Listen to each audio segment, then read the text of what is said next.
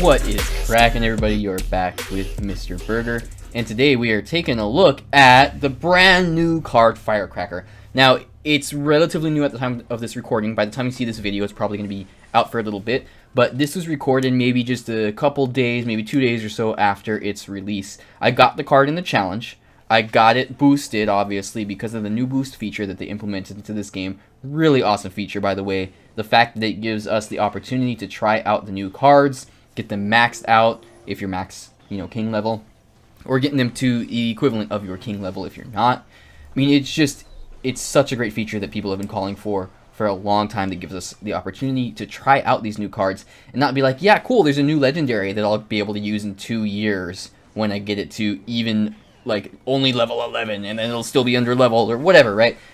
So you get the boosted card, and this card is a common. So if you really like this card, the new Firecracker, I might call it Rocketeer on accident, because that's what the concept was. It was supposed to be Rocketeer at first, but the official name on release here is the Firecracker. This card, if you like it, easy to level up, real strong. I have been having a ton of fun with this new card. I know I haven't done a Clash Royale video in a while, but I figured with the release of the Firecracker, I had to share this deck with you guys. So I played through the challenge, I got the card, I experimented with a couple decks, and I actually recently, as you can see, my Lumberjack is max, and I recently maxed out my Balloon as well. So I've kind of been messing around with these like Balloon Lumberjack decks. So I crafted this deck kind of in that vein. I used the Balloon as my win condition, the Lumberjack as my tank killer, and also for that rage effect to just synergize amazingly well with the Balloon and just decimate a tower like nobody's business. It all works out really well. On top of that, I built this deck kind of, you can see it's a 2.6 elixir cost, so it's kind of in the vein of the 2.6 Hog Cycle. A big thing though is that you do not have a medium or heavy spell. I kept it cheaper by only using Tornado and Zap. The Tornado takes the place of kind of the cannon, but I just thought it would synergize really well with the Ice Spirit, with the Ice Golem, with the Zap, with the new card, the Firecracker, right? All this AoE, the Tornado is going to synergize really well. So that works out there in that vein. But you don't have anything to finish off their towers. You don't have anything to snipe out their wizards or their musketeers or anything like that. So you kind of have to rely on pure push force. Given that the Balloon is your win condition, it only takes 3 hits or so to completely take out a tower. So I wasn't too worried about it. Now I want to point out something here. Notice how I'm able to stack the, again, I almost said Rocketeer, but the Firecracker up twice, and I'm going to be able to cycle back to a 3rd time. And that is another major asset of this deck. The fact that you're able to cycle so quickly, it gives you the opportunity to build up that Firecracker more and more. And she has huge build up potential. So now that I've kind of given us an introduction to how I came about this deck, let's go ahead and talk about the intricacies of the deck a little bit more. And I want to share my opinions of the new card a little bit more as well. Now, do keep in mind, guys, I want to be 100% transparent here. This is the very beginning of the season. So my trophies were cut in half, right? So I'm in, just below 5k or so. So it's not very high up. Some of the opponents may be slightly underleveled. This is a good one because this guy I don't think is underleveled. I mean, look, he's got a max star level battle ram, right? Max level and star level battle ram. And as well as, star leveled witch and things like that. So this one's a little bit better. But overall, there are going to be some matches where, I was slightly overleveled. So for example, if you see me one-shotting goblin barrels with the Zap, like, yeah, that's a huge benefit for me that wouldn't normally happen. But enough of that. I just wanted to put that out there. I'm not trying to hide any of that and prove anything like that. I want to make it clear that some of these are going to be underleveled, and that's just how it is sometimes when you're playing on ladder. That being said, let's get to the meat of this video, which is talking about the Firecracker. Fun with the Firecracker. She is so much fun, dude. It's insane. Like, okay, when this card released, I didn't think it was that cool. I was like, whatever, it's a hunter that costs less, or it's another range support. But when I saw it in action, man, that completely changed my perspective. It has so much utility. First of all, it has incredible range. See, look at the range here. Look at how soon it's going to hit that miner. It's pretty far away. And it doesn't match up to, like, the princess. I don't know the exact range. I could check it.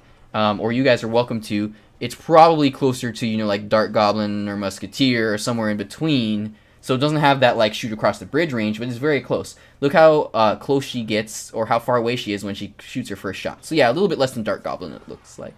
So that incredible range is also stacked with numerous other benefits and utility. The knockback, that is the major benefactor of this card. I was not sold on it at first. I thought, what? It shoots itself back? That's going to be hard to work around. It's going to be unpredictable. It's going to go into the other lane. It's going to cause all these issues. But boy, was I wrong. If you look at that first match that I did, I was able to stack up 3 of the firecrackers, mainly because she has that knockback effect. She's able to, every time she shoots, push herself back, too. So, kind of like how a bowler is really slow, right? And then he just pushes the enemies back and just stays in one place and they get pushed back. And it just feels like he shuts down a lane, clogs it up forever. She has a similar role. She's not very tanky like a bowler, so she can't tank a bunch of stuff, but she can stay alive forever and put a lot of pressure on a lane. You can keep placing tanks in front of her, and you'll see me do that here throughout these videos with like putting the Rocketeer, I said it, the Firecracker in the back, and then putting the Lumberjack in front. And when the Lumberjack dies, I slap down the Ice Golem. Ice Golem dies, I get desperate. I use skeletons and Ice Spirit, and eventually I'm able to cycle back to another tank. It gives you this potential to build up these massive pushes, and since she's always pushing herself back, she's gonna never make it to the bridge, never make it past the bridge, at least not for a very long time, as long as your opponent keeps putting stuff down and she's still got stuff to shoot at. So you can build up these massive pushes and get some serious value with her, mainly because of that knockback. Alright guys, this is one of those matches where he's a little bit under leveled, and like I said, his Goblin Barrel is only level 12, so my Zap is able to one-shot it, so please do keep that in mind. You might not have the same experience if you're going up against somebody that has the same level cards as you. That being said, it was still a fun match. It still shows the deck really well. It's pretty interesting because this guy's actually running 3 win conditions. You'll see he's got Goblin Barrel, he's got the Hog Rider you can see up there, and then his card that's about to be cycled in is also the Royal Giant. So, on top of all this easy stacking, it's got a little bit of AoE damage.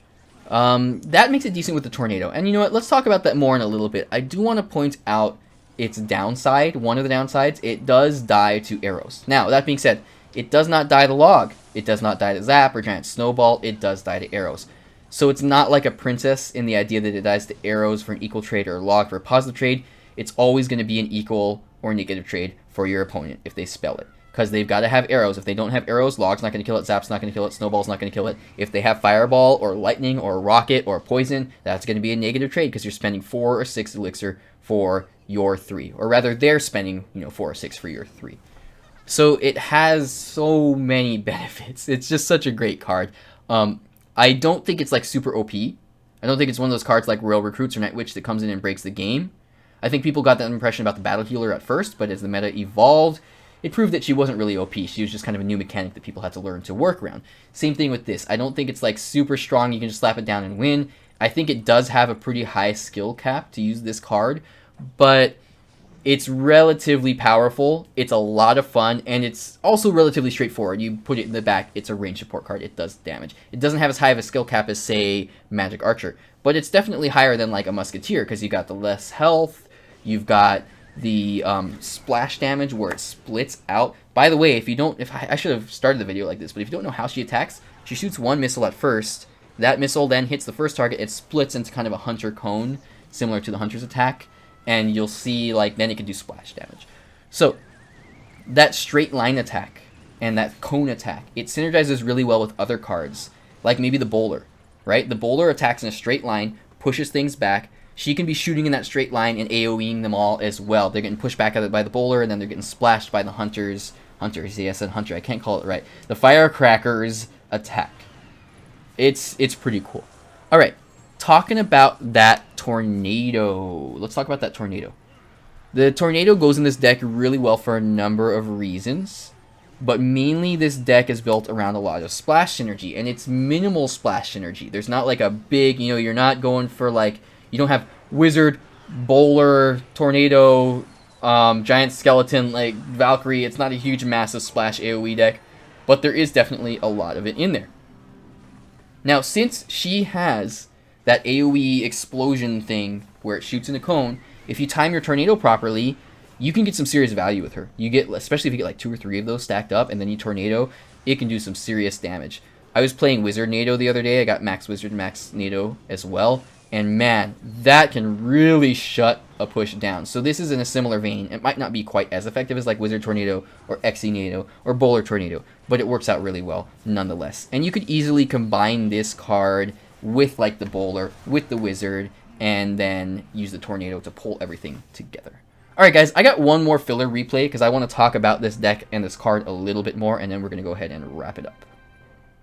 Now, although this guy did have high level cards, he kind of made some rookie mistakes. Maybe he wasn't paying full attention, you know, he was doing something else while he was playing, or he just wasn't taking it seriously, or maybe he's just more of a beginner player, who knows. But he slipped up here and there, and you'll see why.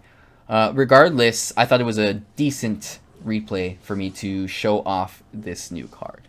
Now, one thing you do want to be careful with her, with the Rocketeer. See, I said it again, with the Firecracker. With the Firecracker, is because of her massive self knockback, she can knock herself into other lanes. Now, you guys know how things like the flying machine work. You put it right in the center, right? Maybe one tile to the right. Oh, that's your left on my screen. But one tile to the right with my left hand here. And then it'll shoot everything in the left lane, but then continue on down to the right lane. Or vice versa. Shoot everything in the right lane, continue to the left lane, depending on where you put it. It has that massive kind of range that allows it to be able to shut down 2 lanes at once, right? If you even look at the flying machine's like little video clip that they have in the card description now, it shows it countering Royal Hogs because it's able to shoot 1 lane and then the other lane when they split the Hogs. Firecracker's a little bit different. She does have the range to push into other lanes, but if she doesn't have a target after that, she may push herself back into the other lane. So you'll notice I put her on the right here. If I had put her on the left, I was worried she would shoot the Lava Hound, and then she would just get pushed into the opposite lane. And then she would be out of range of the Lava Hound and wouldn't provide me that anti-air that I really need for this Hound deck. So it's something to keep in mind. She might get pushed into the other lane. You might lose that defense that you're looking for. But other than that, guys, once you learn how to play her, man, it is so much fun. And as you saw in that first video, you can seriously stack them up. Two big parts of this deck. One was, you know, the splash synergy. I guess 3. The splash synergy. Second would be the balloon, the kind of Lumberjack balloon cycle that I've going. But lastly, like a major part of this deck that I made is the fact that it's so fast because you don't have a medium spell. You've got both the 1 elixir cost cards. I'm not counting heal because heal is crap. But you've got these other cards that make it so you can cycle fast, really fast, back to your Rocketeer. Did it again. Back to your Firecracker, if you so choose. Obviously, you can cycle back to Balloon if you want to, or to your Lumberjack, you know, to defend. But if you're trying to build up those Firecrackers and have a lot of fun with this new card, this is a deck that definitely would allow you to do that. Now, I don't think I quite finished this guy off here, but you can see it's easy to build them up. I got 2 built up. I probably could have got a 3rd if I had started further back. But guys, that is this deck in a nutshell. That is this new card and my opinions of it. I am a huge fan. I really like it. I was underwhelmed at first, but I'm very happy now that I've experimented with the card. And I think it's going to be a great addition to the Clash Royale card list. I think they've come up with some flops and some great cards, and I think this is going to be one of the better ones. I hope to see it stay balanced. I hope that it continues to be decent but not OP, and that it doesn't fall under the rug or whatever the expression might be, and you never see it. Cards like the Bomber or something. Yeah, you see them here and there, but very rarely. I want this card to stay decent, stay meta, because it is new, and it's a lot of fun. Alright guys, that is it for tonight. Thank you so much for watching, guys, and have a good night.